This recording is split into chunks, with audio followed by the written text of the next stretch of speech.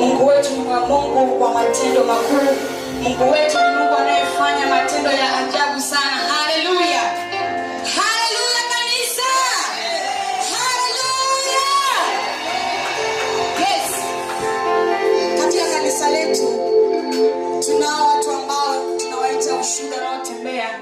Mungu aliwatendea, walikuwa wamelala katika kitanda ambacho hawakuwa na tumaini la kuinuka, lakini Mungu wa mbinguni aliwainua. Haleluya. Mshangilie Yesu kwa matendo yake. Haleluya. Wako mahali hapa. Haleluya. Wako mahali hapa. Haleluya.